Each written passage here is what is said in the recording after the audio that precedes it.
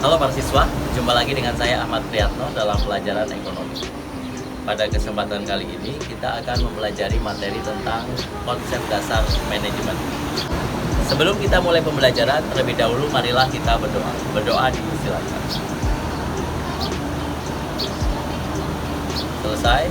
Pada kesempatan kali ini kita akan mempelajari materi tentang konsep dasar manajemen yang meliputi pengertian, unsur, dan tingkat manajemen. Kalian mungkin pernah mendengar istilah manajemen dan terbayang perusahaan. Padahal yang namanya manajemen itu bisa diterapkan di berbagai organisasi. Termasuk para siswa yang menjadi pengurus organisasi di sekolah juga perlu menerapkan manajemen dalam pengelolaannya. Sekolah kita juga menerapkan fungsi manajemen. Organisasi-organisasi lain dan perusahaan. Karena manajemen itulah yang digunakan untuk mengelola dan mengatur. Seperti halnya yang sedang saya kunjungi ini di kawasan wisata Batu Hiu. Untuk mengelola wisata juga diperlukan manajemen pariwisata. Lalu apa sebenarnya manajemen? Para siswa bisa melihat pendapat dari berbagai ahli, beberapa ahli, baik dari dalam dan luar negeri berikut ini. Bisa dilihat ada menurut George R. Terry yang dikenal sebagai Bapak Manajemen Ilmiah. Kemudian menurut T. Hani Handoko, ahli manajemen dari Indonesia. Menurut S.P. Siagian juga sama, ahli manajemen dari Indonesia. Dan James A.F. Stoner, ahli manajemen dari Australia. Para siswa bisa membaca pengertian dan definisi dari manajemen menurut para ahli tersebut. Dari para pendapat ahli baik dari dalam dan luar negeri tersebut, kita dapat menyimpulkan bahwa manajemen merupakan serangkaian proses yang melibatkan sekelompok orang untuk mencapai tujuannya. Jadi di sini ada prosesnya, ada tujuannya, dan melibatkan banyak orang atau beberapa orang untuk mencapai tujuan tersebut. Jadi para siswa juga bisa menyimpulkan sendiri pengertian dari beberapa tokoh tadi sesuai dengan bahasa dan kalimat para siswa sendiri. Dari definisi-definisi manajemen tersebut, kita juga bisa mengartikan manajemen sebagai suatu proses, sebagai kolektivitas orang, sebagai ilmu dan seni, dan sebagai profesi. Sebagai proses maksudnya, manajemen itu merupakan suatu yang dimulai dari perencanaan, penggerakan, sampai pengawasan agar mencapai tujuan. Yang kedua, manajemen merupakan kolektivitas atau kumpulan dari orang-orang karena dalam prosesnya, manajemen itu melibatkan banyak orang. Sehingga, manajemen juga bisa disebut sebagai kolektivitas atau kumpulan orang. Kemudian manajemen sebagai ilmu dan seni. Sebagai ilmu, manajemen mempunyai kerangka ilmiah yang berlaku umum, bisa diterapkan di mana saja. Sedangkan sebagai seni adalah penerapan ilmu tersebut tergantung terhadap kemampuan dari manajer atau pengelola atau pemimpin dalam menerapkan ilmu tersebut, sehingga dibutuhkan seni dalam mengelola organisasi.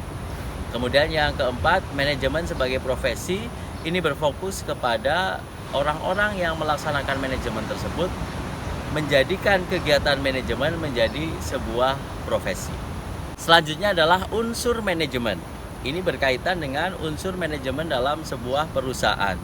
Kita bisa menyingkatnya menjadi 6M dalam bahasa Inggris ya. Yang pertama adalah man atau manusia. Manusia merupakan unsur yang pertama dan utama dalam manajemen. Karena tanpa manusia, manajemen tidak bisa berjalan, tidak bisa bergerak, tujuan tidak bisa tercapai. Maka manusia merupakan unsur terpenting di dalam manajemen.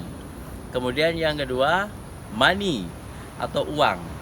Uang di dalam manajemen merupakan sesuatu yang dibutuhkan agar kegiatan, aktivitas, dan proses manajemen itu bisa berjalan dengan baik. Kemudian yang ketiga, material atau bahan baku digunakan dalam proses manajemen sebagai sesuatu yang digunakan dalam proses. Itu material, bisa bahan mentah, bahan baku dalam sebuah perusahaan. Kemudian metode atau metode, cara. bagaimana cara mengolah dari material yang tadi ada di unsur sebelumnya. Kemudian yang kelima adalah mesin. Mesin dalam artian di sini tidak sekedar mesin, tetapi adalah alat yang digunakan dalam proses manajemen. Dan yang terakhir, market atau pasar. Hasil dari rangkaian proses manajemen itu tentu saja harus disalurkan ke pasar agar tujuan organisasi bisa tercapai. Itu 6 unsur manajemen, diingat-ingat para siswa: man, money, material, method, mesin, dan market. Dan yang terakhir sekarang adalah tingkat manajemen. Di dalam manajemen ada beberapa tingkat seperti piramida. Di bagian atas lebih kecil tetapi menentukan. Kemudian semakin ke bawah semakin besar, artinya semakin banyak orangnya. Ada 3 tingkatan dalam manajemen, yaitu top manajemen, manajemen bagian atas yang meliputi dewan direksi kalau dalam perusahaan, pimpinan tertinggi, pucuk tertinggi. Kemudian ada middle management, manajemen di tingkat menengah. Itu seperti kepala bagian, kepala divisi, manajer. Kalau di dalam restoran berarti manajer yang ada di lapangan, hal-hal yang di bagian pelaksanaan tetapi lebih tinggi.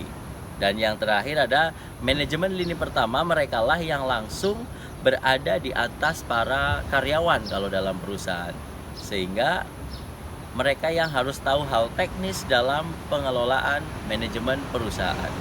Jadi itu tingkat manajemen. Dalam piramida manajemen nanti bentuknya seperti ini, bagian atasnya lebih sedikit, kemudian semakin ke bawah semakin banyak dan semakin banyak. Tetapi tanggung jawabnya di balik manajemen, piramida manajemennya di balik posisinya. Jadi yang paling atas orangnya sedikit tapi tanggung jawabnya terbesar. Semakin ke bawah orangnya semakin banyak, tanggung jawabnya semakin kecil. Karena bidang dalam usaha, dalam pengelolaannya berbeda-beda. Demikian materi tentang konsep dasar manajemen. Jika ada yang ingin ditanyakan, silahkan dituliskan di kolom komentar. Semoga bisa bermanfaat, tetap patuhi protokol kesehatan, semoga pandemi segera berakhir. Terima kasih, kita kuasai ekonomi dunia.